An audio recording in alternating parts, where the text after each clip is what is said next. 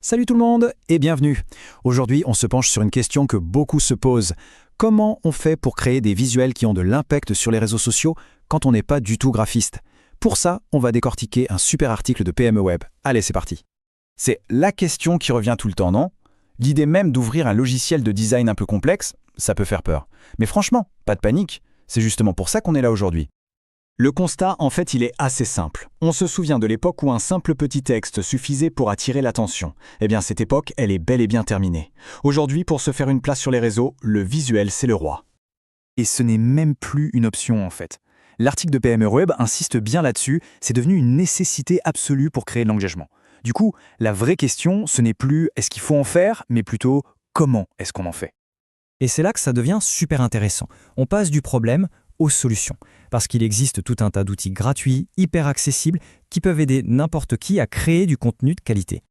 Et aujourd'hui, on va se concentrer sur 5 d'entre eux. 5 alliés de taille qui pourraient bien changer complètement la donne dans la création de contenu au quotidien. Alors, les voici, ces fameux outils tout droit sortis de la sélection de PME Web. On a Canva, Pablo par Buffer, Adobe Express, Quads Creator et Gif.com. Bon, maintenant, allons voir ce que chacun a vraiment dans le ventre. On commence avec le premier et c'est une vraie superstar. Honnêtement, impossible de passer à côté.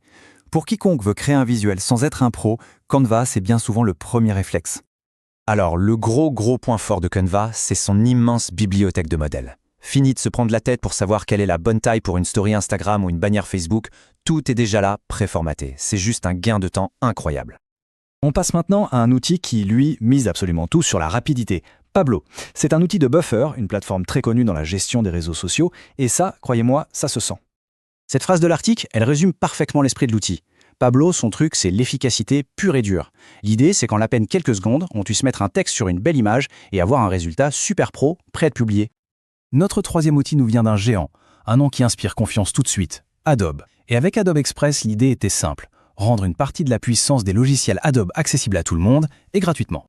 Et ce qui est vraiment génial avec cet outil, c'est qu'il ne se contente pas des images. Non, il permet aussi de monter de petites animations, des petits clips vidéo, et ce, de manière hyper intuitive. Pour varier un peu ses publications, c'est un vrai plus.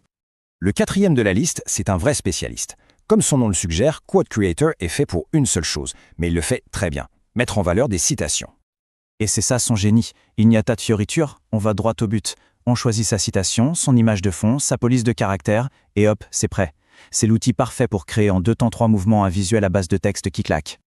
Et pour finir en beauté, on s'attaque à un format qui a fait un retour en force, mais spectaculaire, le GIF animé. L'outil de référence pour ça, c'est gifs.com. Les GIFs, c'est devenu un langage à part entière. Ils peuvent transmettre une émotion, une réaction en un clin d'œil. Et la beauté de gifs.com, c'est que ça rend leur création ultra simple à partir d'un simple lien vidéo. L'interface est limpide, le résultat est immédiat.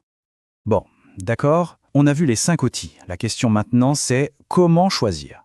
L'idée, ce n'est pas de tous les maîtriser sur le bout des doigts, non. C'est plutôt de savoir lequel aller chercher en fonction du besoin du moment. Ce tableau, il résume tout parfaitement. Besoin d'un design complet avec plein d'options?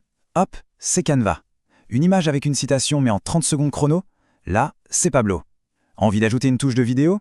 Adobe Express. Une citation simple, directe? Quad Creator. Et pour l'animation et l'émotion? gifs.com.